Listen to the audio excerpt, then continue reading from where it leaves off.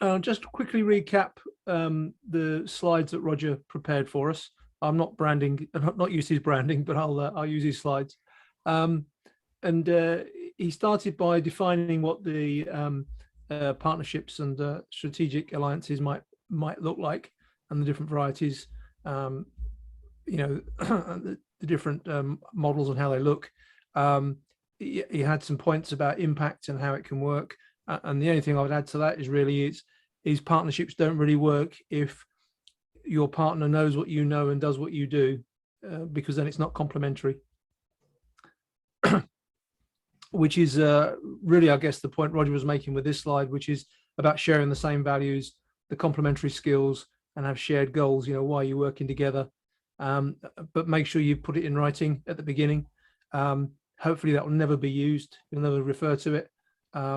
But I've been in a situation where 5 years out, you think, oh, actually, is that how we agreed to work originally? Or hang on a minute, I don't remember it being that way. And you have to refer back and sorry, broken my own rule. You don't refer back, you refer to, you can just clarify where you are. So what does it all mean? We won't need to reopen the debate again. I think you covered that quite thoroughly from the notes I've seen. But there's three key points that John asked me to explore. And the first, if I can make my slide work, is as individuals, should we plan and practice creating better strategic partnerships? Is that key to our success? For me, I think it is. Obviously, I can't speak for everybody in the group. For me, I'm a consultant. I advise businesses, but I can't. I found, and I think I made this point before, doing that on my own is really hard. For many businesses, I don't have the credibility and operate on my own, so I have to be able to partner with other people to bring in other resources. Also, I can't answer all the questions on my own either. I do need to.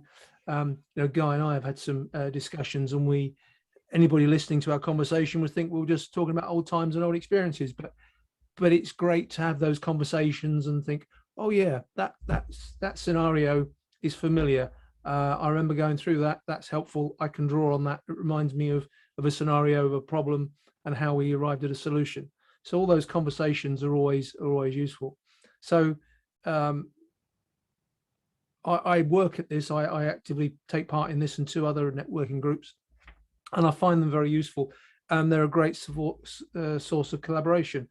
Jamie and I, along with Jim, pitched for quite a big tender in London earlier in the year, and we weren't successful. But I wouldn't have had the resources to do that on my own. I needed Jim's resources and Jamie's experience to be credible in that process. And quite a lot of work went into it. We didn't win it, but it would have been a great chunk of business for the three of us if it had come off. So certainly, for me, without meeting Jamie and Jim through Thrive, I would never have been in a position to be able to pitch for that tender.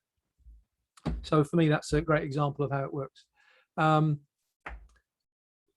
guess then the question comes, how does a network like Thrive enable us as professionals and consultants to create those partnership strategies? For me, I think it just enables it. It just gives us the connections. We meet people, we hear about their work they do and the experience they have. And I think Steve mentioned this on a previous Thrive.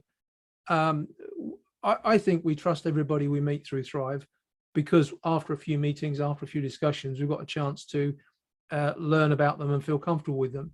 So if I'm going to work with somebody, I really want to know a bit about them, have a feel for their experience, what the projects they've done, what work they can do, and would I feel comfortable working with that person? And Thrive certainly gives you that opportunity to check those things out. So I think Thrive and networks like Thrive are invaluable in helping you build these connections and these partnerships. The next question is, could Thrive form strategic partnerships, and could you provide a solution to the market, such as the business exit advisory? I'm not sure about that. I'm not sure that Thrive needs to be marketing itself as a source of expertise. I think there is definitely a potential to say, if you need support, there are lots of people with lots of experience in Thrive. I'm not quite sure how that would. I'd rather not answer that question definitively, but I want to do what consultants do and ask a question with a question.